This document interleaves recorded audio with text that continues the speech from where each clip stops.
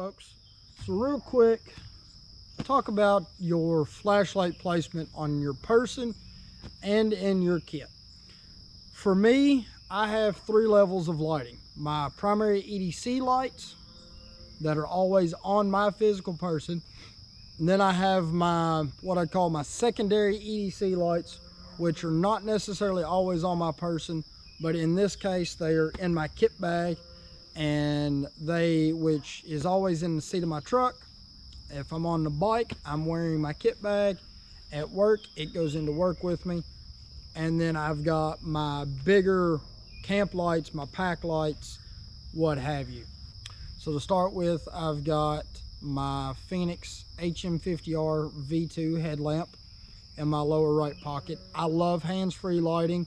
I carry this headlamp every day. I use it all the time at work, task around the house, what have you. At camp, it's got a red mode on it, which I'd never really had been a big fan of red light.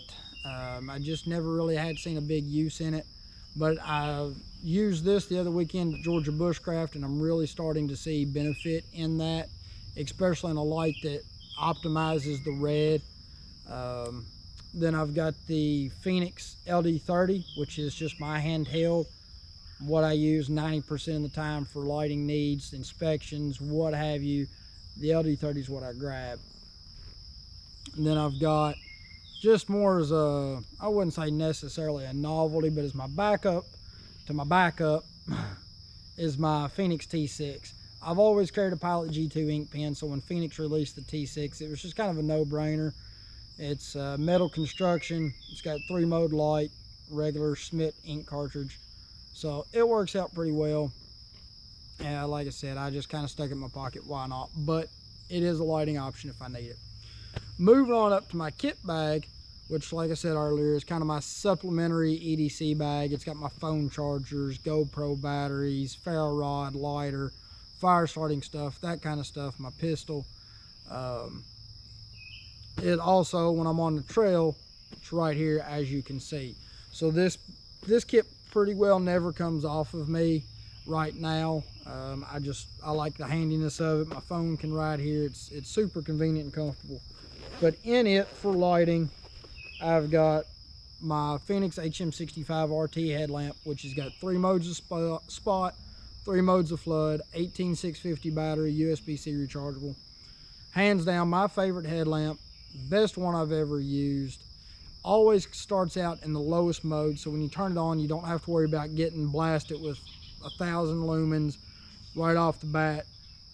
It's just a great headlamp. It really is. I have personally ran the low 150 lumen spotlight for 15 hours.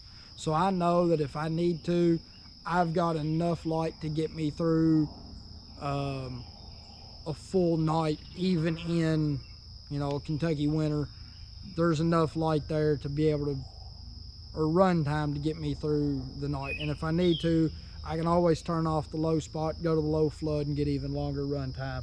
Albeit a lot less output, but the option is there. So it's right there, because the HM50R, while it's a great headlamp, run times on it are not the best. About 2 hours of usable light, 3 hours at most, and it's dead. So 65 RT is always right here, quick to get to. I've got the little E-light right here, which it's got red and blue on the front flood. The top is a white mode. Honestly, it's just there because it's small, it's convenient. I hardly ever use this light, but if I need an identifier light, hang it on something, hey, look for the flashing red light or the flashing blue light, what have you. I can hang it on something. I can loan it to somebody. I can clip it on my back if, somebody needs to be able to see me from behind, what have you. It's just kind of an option. And then I've also got the little EO3R keychain light from Fenix. It's there because it always starts in its lowest mode. So when I'm around camp, I can pull this out and it's gonna start, and realistically, a lot of this too, like this being in here is just because it's small and it fits. It's not really a necessity considering I've already got all the other lights. Also, being a flashlight dealer, I am often trying to show off to people, different options that they can have, different things they can use. So yeah, the E-light and EO3, they're kind of there 50-50, both practical use and demo purposes. And then on my pack, I've got over here on this, which as you can see, I can't really reach and get out, but I've got my TK75 Phoenix. That's my big 4,000 lumen thrower light for distance and long run times. It's got 4 18650s in it, so I've got plenty of run times if we need it, you know, multiple nights out, something happens, or we just need a lot of light for a long period of time, or what have you. That option is there. And then also in my pack, I've got just another small light that's got 2 floodlights on it and modes and a regular general purpose flashlight. But it's real good if you want to hang it from a lanyard or whatever and light up an area while you're working. Doesn't have super long run times, but it's a good option to have. It's lightweight, it's small, and if nothing else, it can be a standalone flashlight to loan to somebody else. So that's kind of my 3 tiers and how I look at stuff. And the reason I kind of do this is my pack, you know, if for whatever reason I had to leave my pack, or, you know, I left my pack at camp, my main pack, and I just went out to gather firewood, you know, what have you, end up falling, what have you. I do have additional stuff in here to survive with, per se. I've also got my other headlamp. If I lost this bag, then I'm down to what's in my pockets.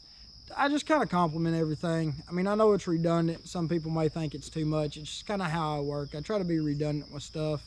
You know, I always read a lot of the stuff that the local SAR teams in the Red River Gorge post, and a lot of times it's people that completely were not prepared, or even if they were, something happened, they had to stay out overnight. But a lot of times, common theme is their only source of light was their phone light. That's their navigation, that's their flashlight, that's their communication. Everything is their phone. What good's it do you when it dies, though? You know, the flashlight's going to run down the battery pretty quick on it. So I have redundancies. No, I don't need all of these. Honestly, when I go out 9 times out of 10, I'm using just the LD30 or the HM50R. But like I said, this bag stays loaded because I use it for multiple things. I don't change out the loadout. And then I just add the big pack back here. No, I cannot reach it with it on my back. If I'm needing this, I usually am going to have enough time to set my pack down, get it out, get some other stuff reorganized, or somebody can pull it out and hand it to me. So it's not really a big deal. And that also doesn't always go with me. Sometimes that does get changed out, and I'll throw another water bottle in there, so I've got additional water. Just depends on what I'm doing and where I'm going. Short day hike, yeah, I'm not going to take everything. But that's just kind of that, you know. I do like to have the lights handy because, yeah, fire is important, shelter is important, your food, your water, all of that is definitely important to have. But if you get trapped out at night, you know, you sprain an ankle, whatever, you're several miles back in, you can't get to your lights, or you don't have good lights on you that are going to work and have got good run times, then what good's the rest of it do you if you can't see to use it? You know, backcountry, it gets dark pretty quick when the sun goes down if the moon's not out. So are you going to be able to see to set up your shelter? Are you going to be able to see to get in your pack, to find your light that's probably at the bottom of it? Because a lot of people I've noticed don't really seem to keep their lights handy and pretty accessible. You know, if you got to dig around in your pack, when it gets dark on you all of a sudden, you're already behind the curve. So yeah, I do like to keep stuff handy. That's just me, because if you can't see to use your survival stuff, doesn't really do you a whole lot of good to have your survival stuff, in my opinion. That's just me. I've not been in a survival situation though to where I had to rely on it, and I'm not taking any real formal survival training, so take my opinion with a grain of salt. That's just what I have kind of formulated in my own mind. But lights are my thing, so yeah, I do kind of geek out on them, and I take a few extra. But hopefully this kind of gives y'all a little bit of an idea. Layer your systems, have it handy, be able to get to it, you know what your run times are, know when you charged your batteries last. Just make sure your stuff's in good working order. You make sure your knife's sharp, you make sure your water's good. Take a second, check your light out too, and make sure it's staged in a way you can get to it easily. So that's that, guys. Keep your knives sharp and your lights charged. Thank y'all.